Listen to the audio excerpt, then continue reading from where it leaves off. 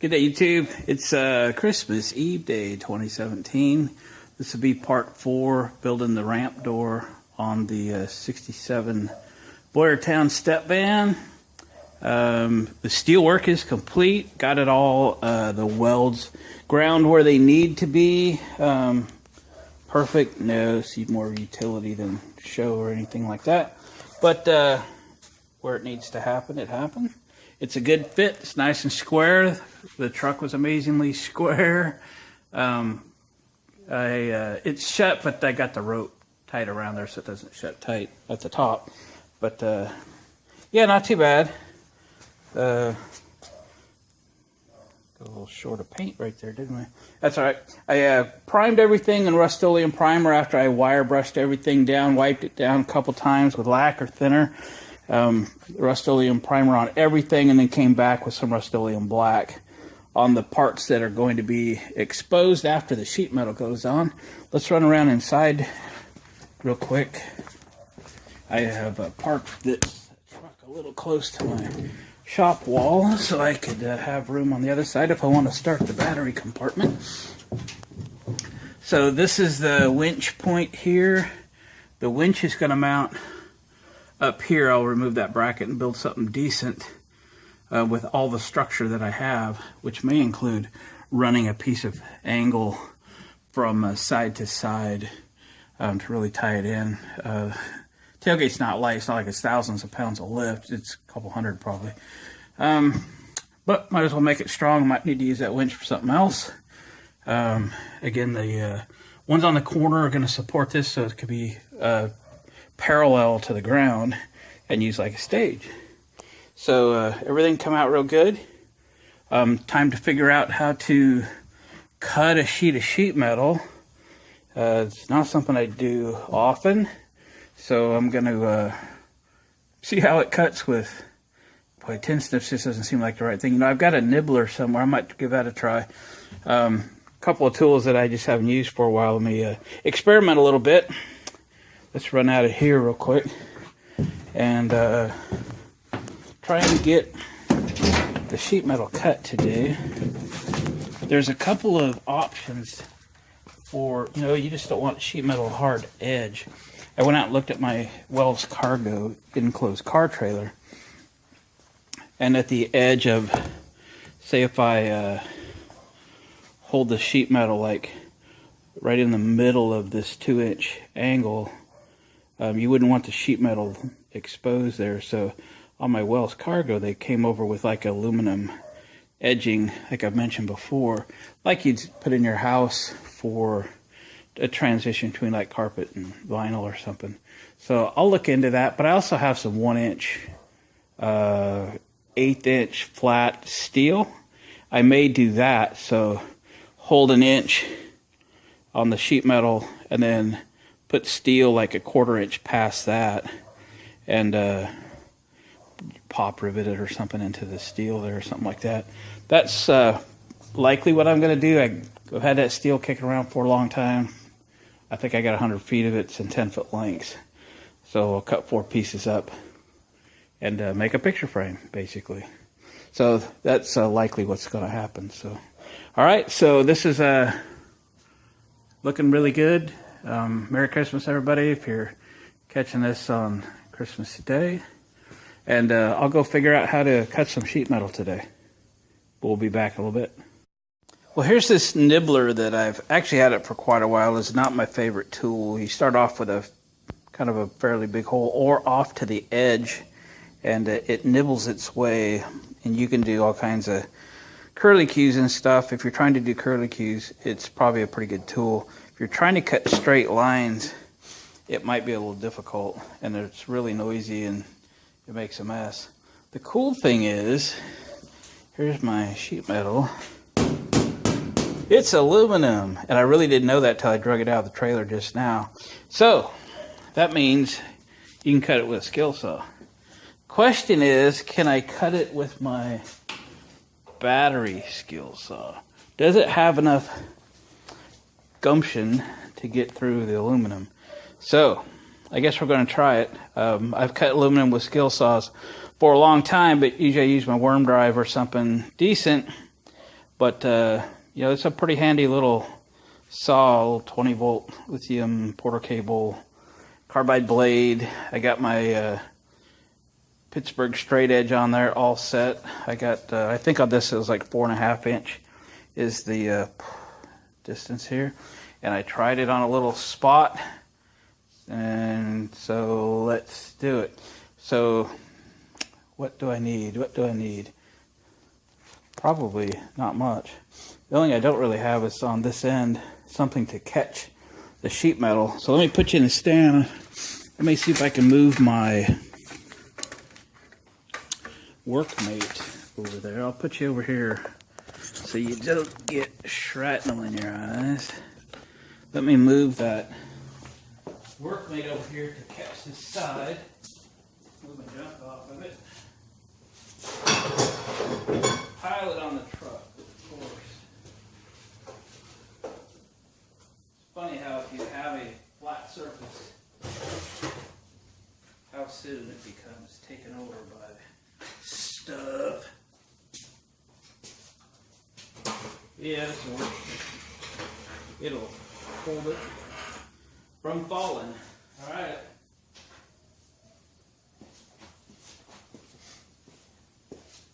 You do not want to do this without safety glasses and gloves, long sleeves. I'm telling you, these things go flying. And I just cleaned the shop up a little bit this morning. But, gotta do it.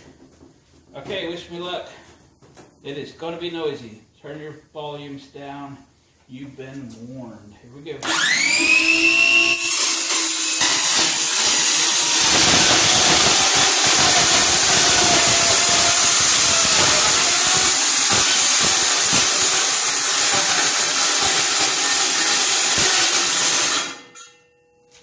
Told you it'd be noisy. It's also bubbling a little bit. That's okay.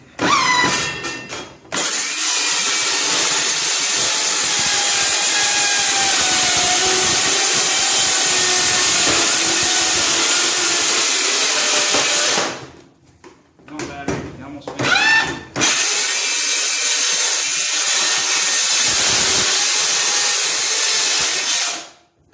Yeah.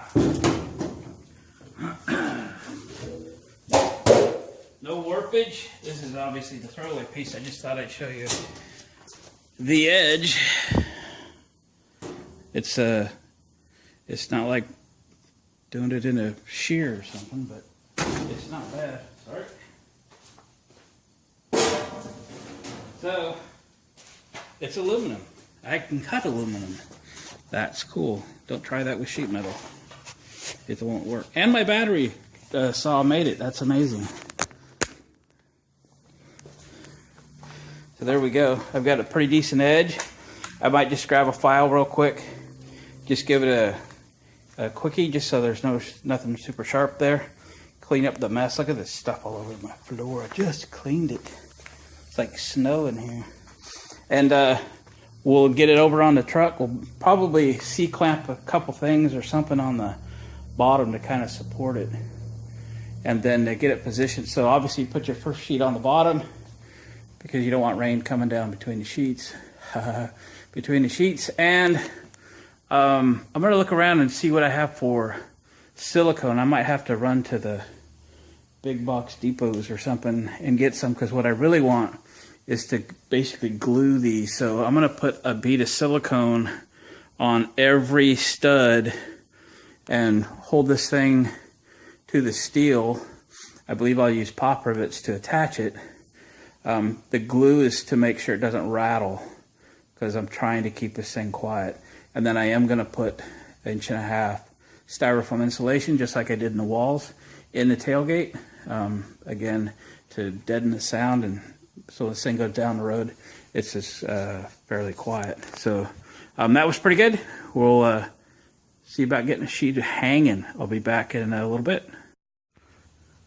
Okay, so we're all prepped and ready. I did measure up from the bottom here, up here, and I put a mark at 49 inches because I want to be 1 inch up on the 2-inch angle iron. So I got 1 inch overlap with my sheet aluminum onto the framing. it was interesting as I set it up there as a test fit before I put the caulking down, and I came up right on my line before I was supposed to, and I came back and measured this sheet of aluminum. The dang thing's 49 inches wide, not 48. I assumed it was a 4x8 sheet, and it wasn't. So I had to come back and move my mark up an inch. So glad I did it off camera. No embarrassment this way. But I did tell you about it. All confessions. So I did have some caulking here at the barn. So I just used what I had. It's just some sort of a caulking with silicone in it.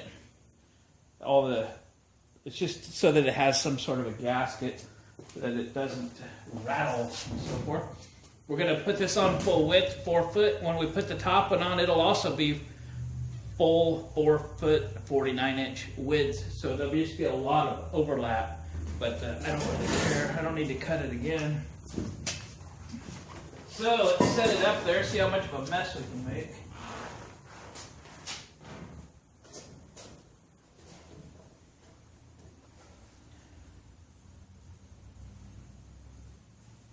With my ladder.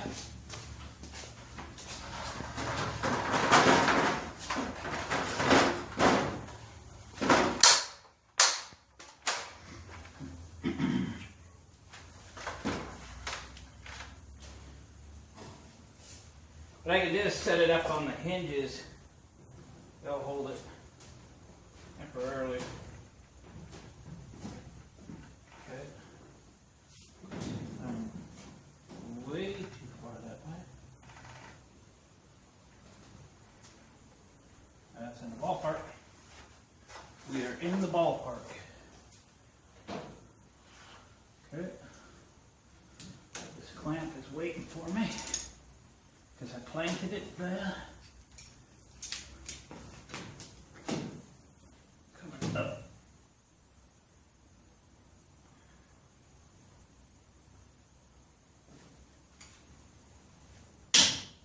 There's that one.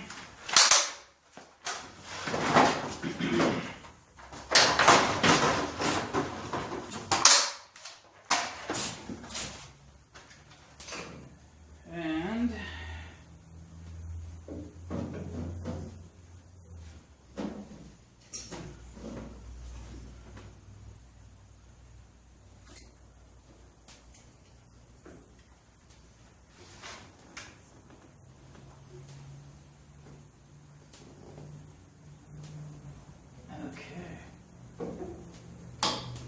here we are.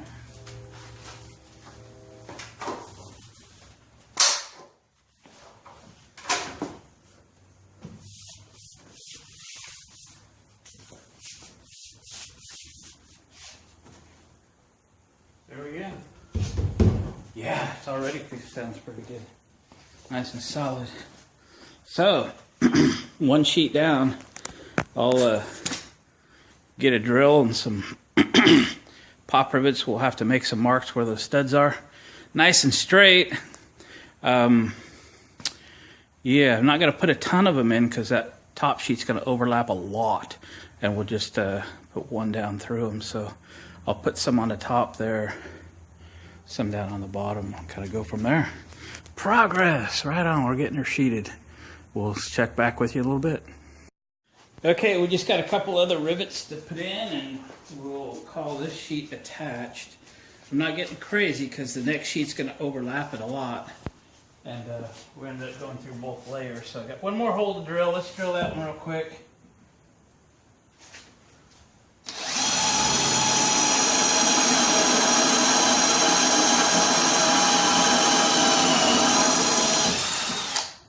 And we'll finish a few rivets here.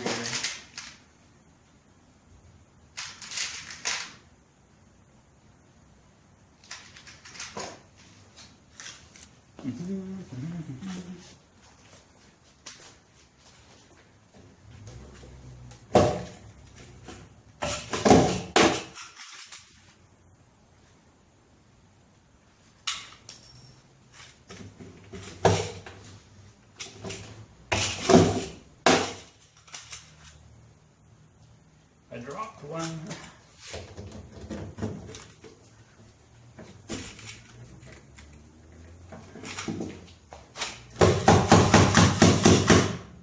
Why didn't that one go in? I'll have to place it with a drill. Might drop one.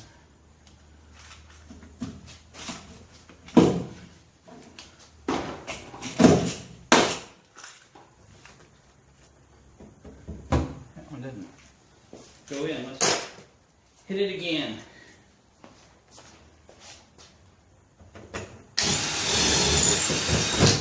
Must have been a burr in it or something. Howdy-ho.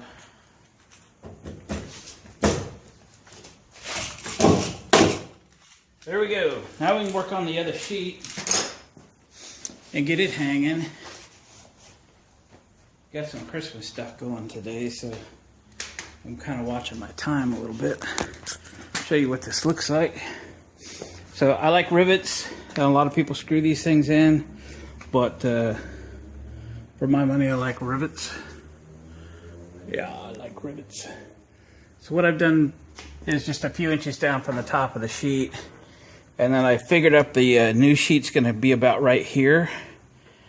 That's the overlap, so I thought maybe about a foot from here, then my next one can be a foot, a few inches up from the overlap, and then we'll just go every foot all the way up, like so, so that they'll look even. So if you look down the tailgate, you know, everything is lined up. Yeah. So that's good shape. I just put the bottom ones in random where there were already some holes. I think the idea of me covering that with something is definitely something I'm going to do. I don't know if the 1-inch flat bar is the right thing because of the height of the rivet itself, the thickness of the aluminum, and there's no bevel on it.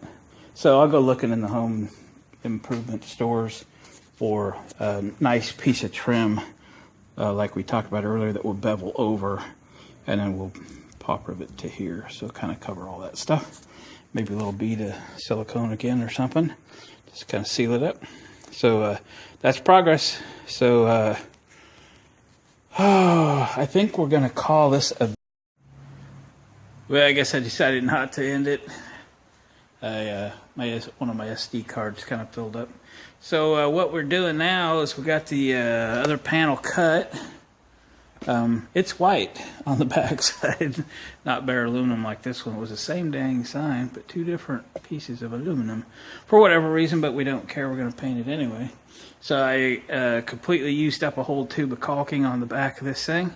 Again, we don't want rattles. I got a 2x2 across there so that I have something to set it on, because I don't have to hold it. And then we're just going to lean it up against there. I got a couple spring clamps ready to go, and let's get it set up there. Put on my nasty old gloves. It's getting on about 4 o'clock, still Christmas Eve day, and I'm going to have to exit the barn here for a couple days and do the Christmas thing. So this one has a couple of holes in it too, so I just got to be careful which side is up. I can just throw a pop rivet in the, I got one hole that I'm going to have to fill, and I'll just throw a pop rivet in it. But I took a moment to look at this one, it's going to go.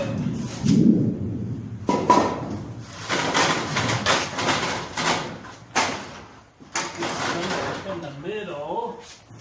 Okay.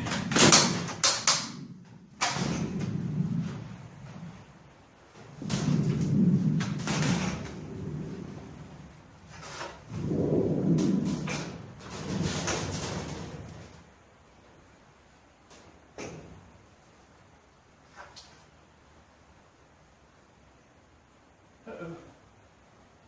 You know what? This one is 48.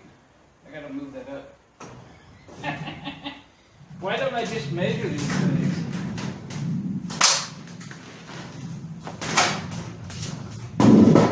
So the other one was 49 inches wide, and I thought it was 48, and I had to stop and move things an inch.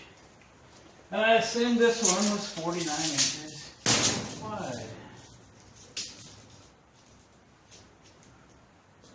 But it's 48. So I set this at 50. And now I need to adjust it to 49. So it's got to go up an inch. How do I do this without getting stuff all over my tape measure? Let's just call that an inch. Sorry folks, stuff happens. It's real life, but it's got to go up an inch.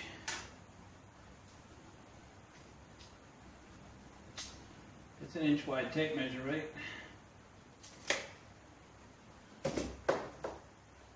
Well, no big deal.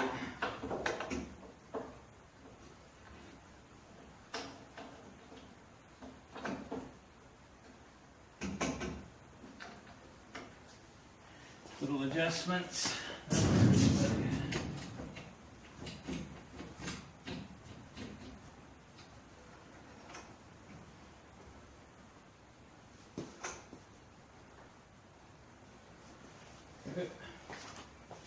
Double check in. There we go. All right, let's try this again. Gloves back on.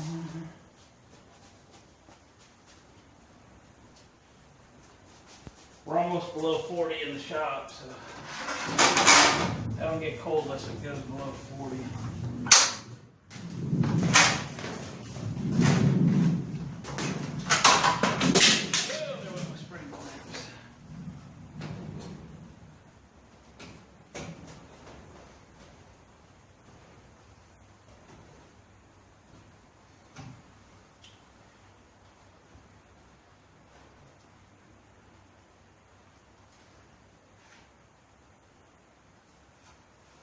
Checking the sides. Looking pretty good. How'd I know that was gonna happen?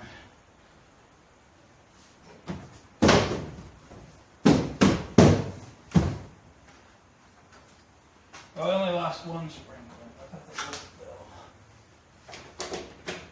There. It ain't going anywhere anyway. It's practically glued on. Yeah.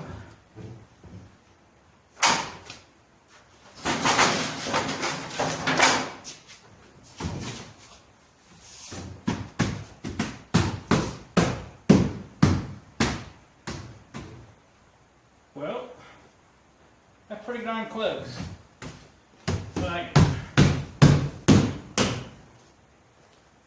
And I got some goobers on my gloves. These gloves are about ready to go in the garbage anyway. They are beyond cleaning.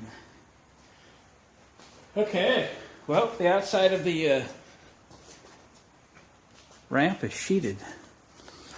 And I got a little, work to do. Throw a few rivets in there.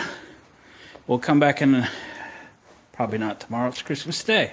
But we'll come back on Tuesday for a while. Finish up the rivets, throw some insulation in it, and do the deck. Let's call this one a wrap, folks. Appreciate you hanging with me in the barn. Merry Christmas if you're catching this in real time. If not, if you're watching it in February, then oh well. Happy Valentine's Day. So thanks for watching, commenting, subscribe, and share my videos if you would, please. Leave me a comment. I appreciated longtime subscriber Mr. Jim reminded me the other day that in a comment that if should I had run out of MIG gas on a holiday weekend and not be able to get it, you can always run the flux core wire in your wire feed welder, and in fact, I don't know if I remembered that or not, but that's what that welder actually came with. You had to buy the MIG kit separately, and I probably have a roll of it sitting in my drawer. It's not too bad to weld with, so not quite as pretty as welding gas, but it would get the job done, and it would have not stalled my project. So I appreciate the comments, Jim, and we'll catch you guys on the next one.